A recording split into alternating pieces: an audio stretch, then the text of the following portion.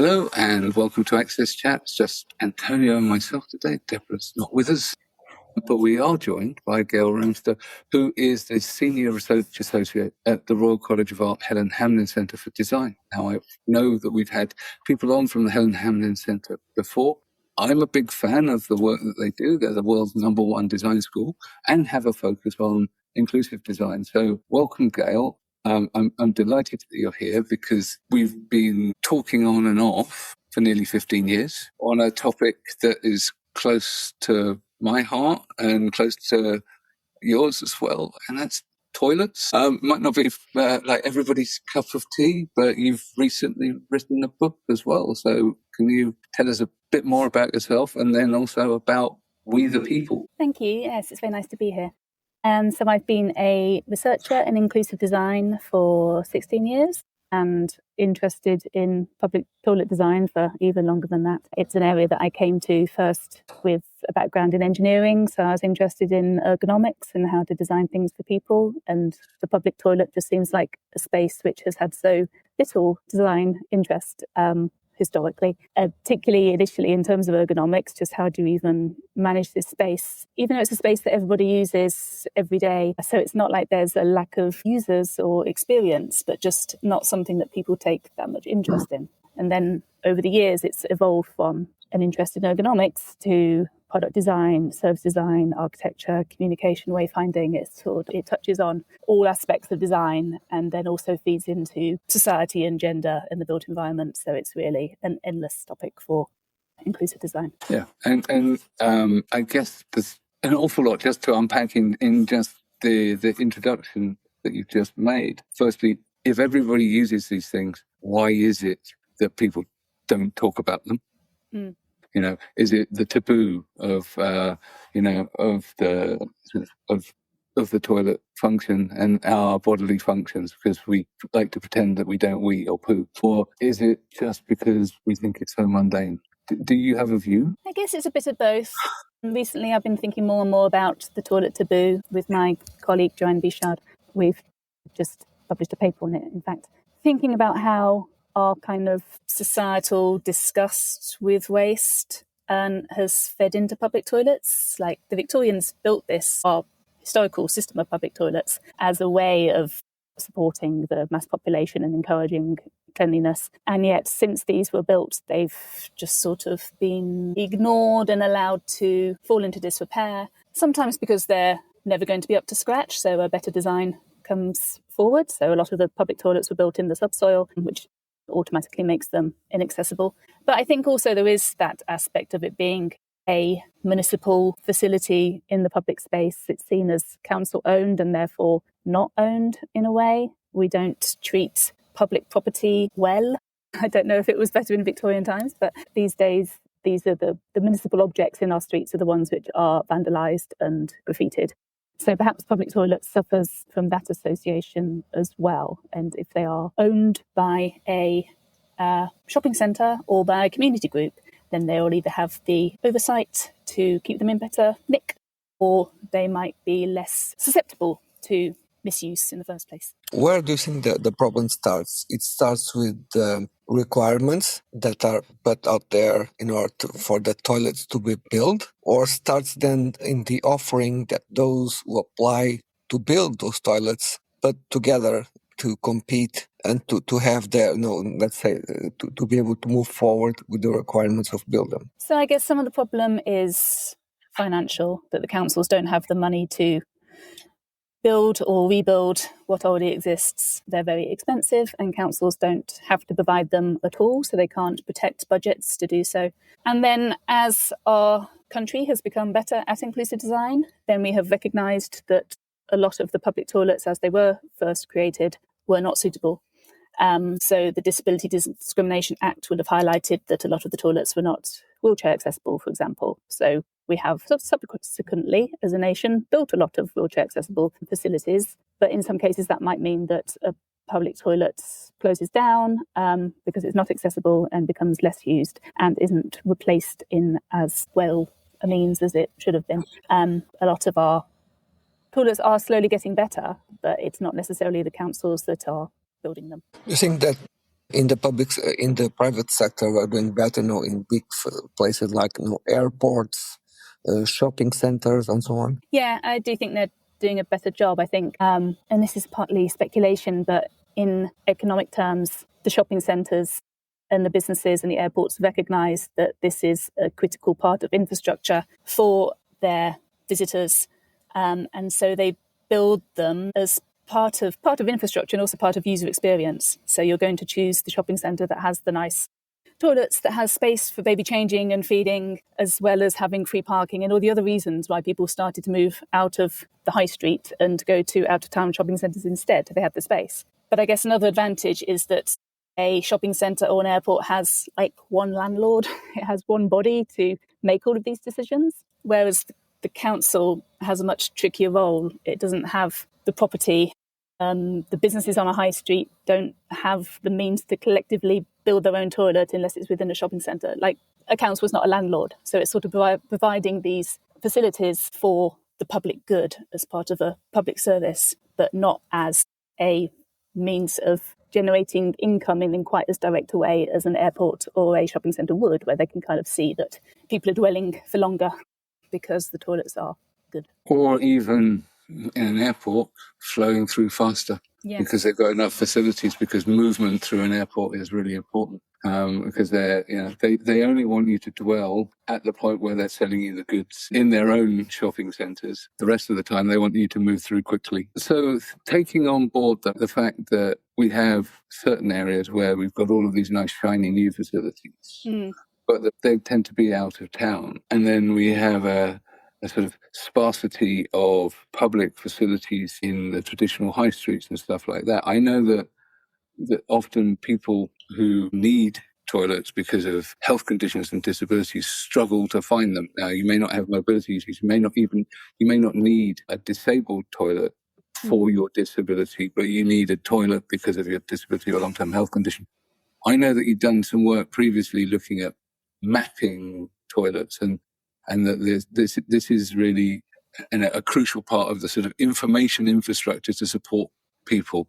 Where did you start with that, and how's that now? Is that integrating into tools like Google Maps and Apple Maps and the tools that people use daily? Yeah, so we ran a research project called TACT3, funded through the Economic and Social Research Council about, 15 years ago, which was looking at the environmental barriers to accessing public toilets, particularly for people with continence conditions. And it was exactly as you say, like, there was no perfect public toilet out there. People's needs may be so diverse that it wouldn't even be possible to have one toilet that solved everybody's needs. But what we did have for this was this myriad of provision between the public toilets provided by the council or the publicly accessible ones, whether those are in public buildings like libraries or in train stations or shopping centres or whatever.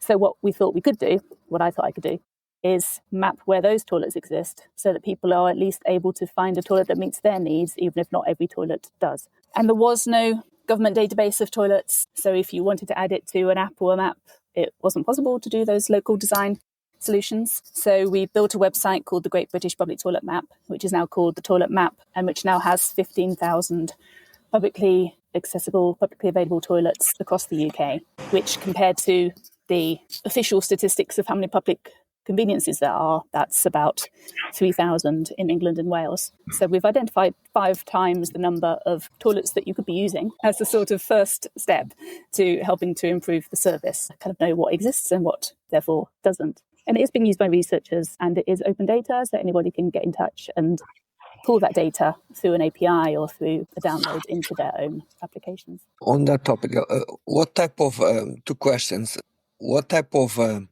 responses you received after the launch of the map? And then how do you see the role of design in addressing societal issues in like accessibility and inclusion? So the map was really well received from users. We have a big file of thanks, particularly people with continence conditions or whose family members have continence conditions, because it allows them to plan their trip from home. So it's not that they're out and about and looking this up on a phone, although that's possible. It's making sure that there will be something to use when you go to a new place. And if you don't have that information, then you don't go anywhere new. So it does make a big difference. It's a crowdsourced project, so we still need more and more data and more information about the toilets that we already have to constantly improve the information. But it's got enough for it to be worthwhile people doing that. So we have about 10 to 20 edits each day, which is great. The role of design in accessibility in general. Our approach as design researchers is always to speak to people who are excluded by design, to understand their lived experience and make sure that designers or architects are solving the right problem and not the problem that we assume there is. So that's a step that I think is skipped a lot. Either designers think they know what the solution will be, or there could be too much reliance on standards and guidance, which are provided to help people design the best that they can. But unless you understand how that guidance came about and the user need behind it, it's very easy to make mistakes and not realise the ongoing implications of that. And also, like, inclusive design just continues to expand to more and more needs. So another researcher here, Katie Godion, does a lot of work around neurodiversity. And recently she's been working with the Intelligent Mobility Design Centre here, Research Centre, looking at neurodiversity in the streets, so in the built environment and all the different sensory overload experiences that happen there. Then Katie and I have been working together looking at internal public spaces, because there's a huge crossover even between public toilets and neurodiversity and all the different stimulus that you might experience. So it's a really interesting place to research, but it also means that everything that we might previously have thought of as best practice within inclusive design now needs to be kind of reconsidered to figure out whether it's still the best standard, I guess. I think that then plays back to what you were saying before about there being no one perfect design. There's no one perfectly accessible thing, let alone toilet, because needs are very personal to each individual condition. And even within the sort of umbrella of neurodivergent conditions, the needs often conflict as well. What works for one person won't work for another. So I do wonder whether the sort of decommissioning of public conveniences because they're not accessible for a particular group based upon mobility criteria actually then is disabling for another. So I think that the research you're doing is really interesting, because it's starting to sort of make us think in a more nuanced way about what's accessible. Yeah, and there's really interesting examples within toilets that we often use, like the accessible toilet, which has enough space for a wheelchair user to make a transfer. That always has the toilet next to the wall to give that stability, whereas the changing places toilet for people with profound or multiple disabilities has the toilet positioned in the centre of the wall, so that because you might have two carers that need to access from both sides. So already you can't count a changing places toilet towards your accessible toilets provision. They're kind of directly opposed designs. So in some cases, in order to give equitable access to the built environment, you need to have different designs for different groups. But at the same time, there's so much that could be done for the standard toilet to make that more inclusive, to then take demand off these other facilities. So just by having a lock, a flush, a tap, a soap dispenser that people could use with arthritis or with reduced hand strength that children could use, that would make the standard toilet more accessible to a lot more people who might be using the wheelchair accessible or accessible toilet now, who don't necessarily need that amount of space. So whilst all disabilities or disabled people can use that toilet if they need to, we're sort of disabling people by not making the standard toilet more accessible in the first place. Get this? Yeah, that makes perfect sense. And your focus has been on the UK so far? Yes. Or have you looked at toilets in other countries? Because I think there's a real difference in international attitudes to toilets and toilet design. And there's still some parts of the world where you have the sort of the foot plate and people squat over a porcelain hole. Yeah, which is a physically better way to use the toilet. Yes. If you've got the leg muscles to sustain it.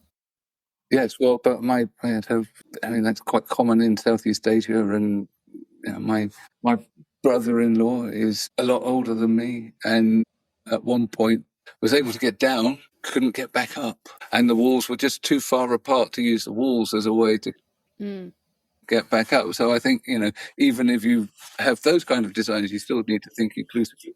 And then on the other side, you've got the trend for computerized robot toilets from Japan that are doing everything from sort of drying and cleaning you to using AI to monitor your stools for your diet and internal health. Does seem like quite a sensible thing to do if you've got the technology. It's better than my washing machine trying to talk to me through my phone. Like that, it's a good health use of a smart toilet to be able to tell you if you've got a condition. Yeah, Japan has fantastic toilets. We've seen, I haven't been. We've only looked at other countries sort of recreationally. But the fact that Japan has the Tokyo Toilet Project, which got a lot of publicity in the last few years, including a feature film, which is excellent, Perfect Days. The film just showed how inclusive these are, whether it's like the hose, the bidet attachment to wash yourself, or particularly if you've got like a stoma that you need to maintain, like there's ways designed into their toilets to keep yourself clean. So that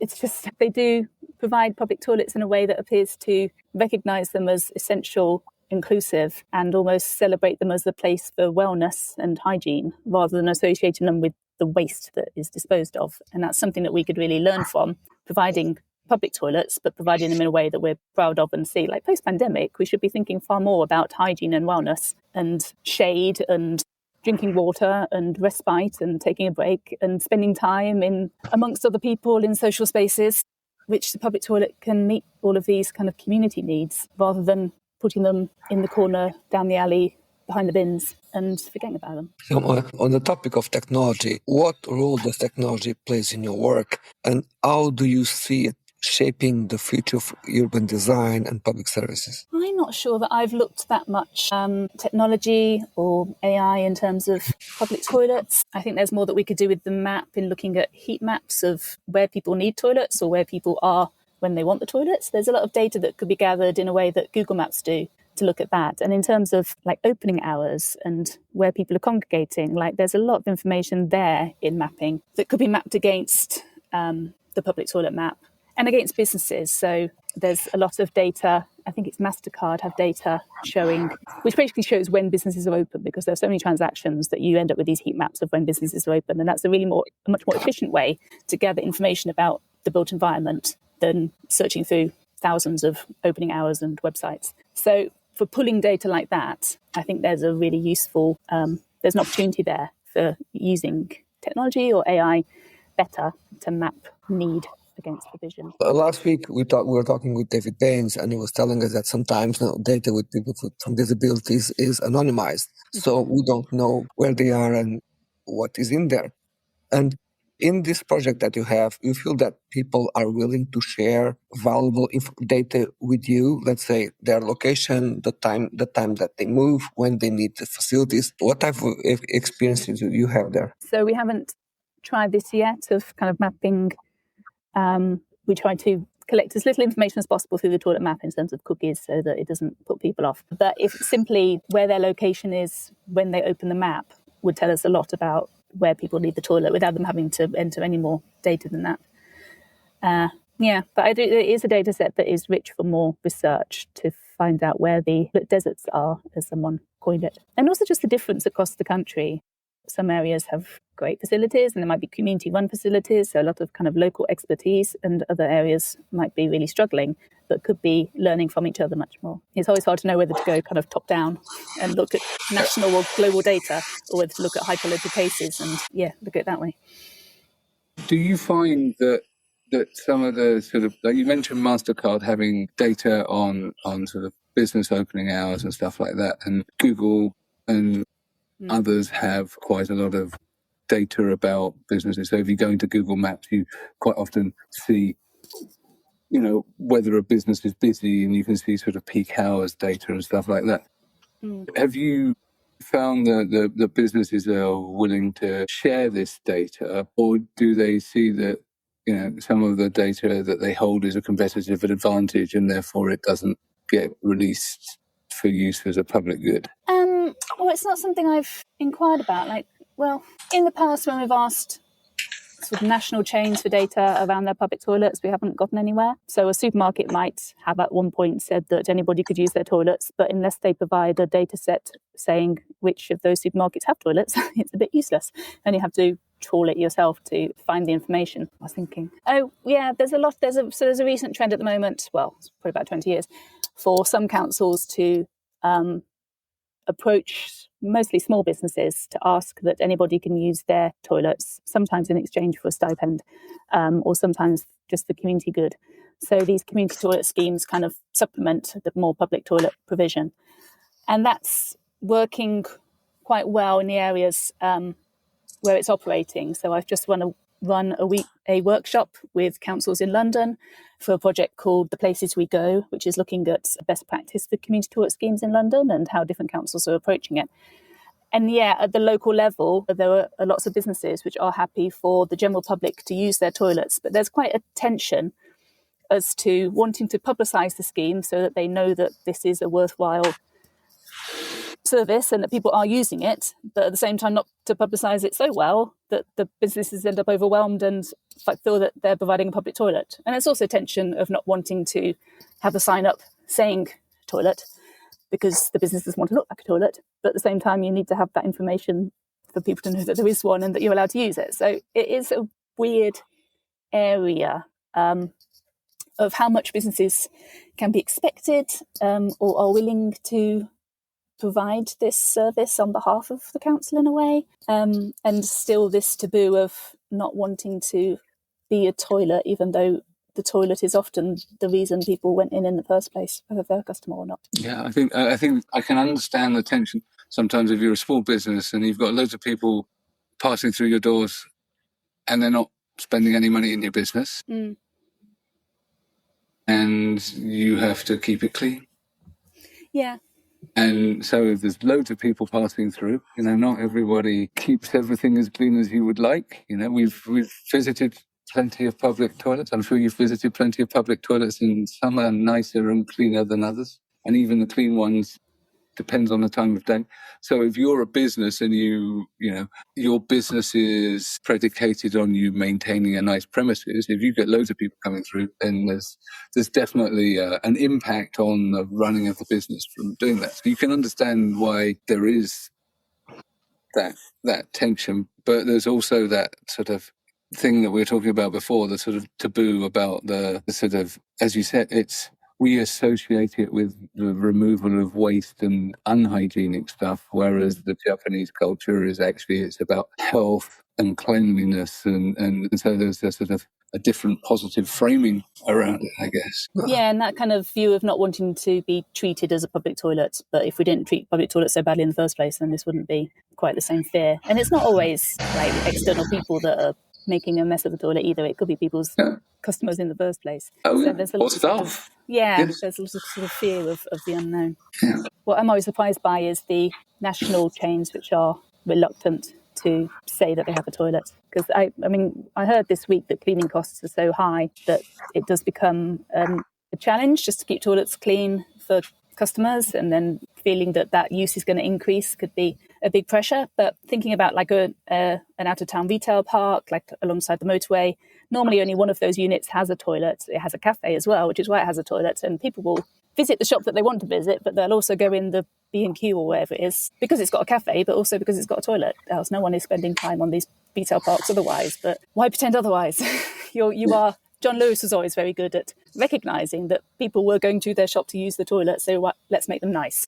And then you can market to people on the route to the toilet. So there are lots of opportunities once you get people through the door to turn them into customers. So the toilet is actually an amazing selling point for getting people in the business in the first place. Absolutely. I mean, in terms of merchandising, John Lewis know what they're doing. Yeah. So Kingston store, there's some toilets on the first floor. And guess where they locate all of the women's clothing sale racks? Probably fallen foul of that myself. Yeah. So you come up the escalators and you have to pass the women's clothing sale racks twice on your journey to and from the toilet. So yeah, there is definitely a merchandising opportunity there as well. So you go to the toilet to take selfies for Instagram. Yeah. Excellent. So go on, Antonio, you had a question. We're now a few minutes from the end of the show today. So there's something that I would like to ask, because I think it's also relevant to a part of our audience, particularly people who are starting their careers. I would like to know you to give a kind of an advice to your younger self when you were just starting out in design and research. What advice would you give? Oh, I've never been asked that. I think to try and be brave and find the opportunities to talk to people about what you're researching. Like, it's the bedrock of inclusive design to not assume and to always keep learning and keep hearing new experiences. But it's also quite nerve-wracking speaking to strangers and engaging the public. And it's very easy with a topic like toilets to think that we already know. And yet after 15, 20 years looking at this topic, whenever I talk to somebody, I learn something new, and I'll hear an experience that I've not heard before, and it will mean something, and it will kind of inspire me and motivate me to keep drumming away at a subject that's not very glamorous and which I've tried to move on from several times, but keep getting pulled back because there's just so much to do. So yeah, be brave. 15 years in the loo is a long time. Name of my new book. So hold your book up and tell us, where can we find the book? So it's called We the People, Designing Inclusive Public Toilets. Yes. Where can people find it? Well, online, or bookshops online, Waterstones, Bloomsbury's websites, Amazon. Yeah, about £15 at the moment, I think. And it has lots of images of best practice as well. So it's not too much reading, and some quite nice stories, and lots, as I was just saying, of user quotes. So it's really easy just reading the quotes to understand where people are coming from and come up with ideas for yourself as to what would be a good design that can meet this need. It's not necessarily what's already out there. So these things can keep evolving, but understanding what people are dealing with and then trying not to exclude anyone is critical. Have you signed any books at bookstores? Have you done any presentations like that? We had a book launch at the RCA, and Joanne and I are speaking on a roundtable at REBA next month. So that's something to look forward to. And we did a inclusive hygiene campaign with Essity, who have a brand Talk, who provide lots of hygiene products within toilets, so toilet paper dispensers, and where we met lots of interesting people from around the world who also work in inclusive hygiene. So that was a great opportunity. So yeah, it's no public events yet. Maybe the REBA one. Have a look. Yeah, for people that are not from the UK, in our audience, REBA is the Royal Institute of British Architects. Mm-hmm. So thank you so much, Gail. It's been a real pleasure.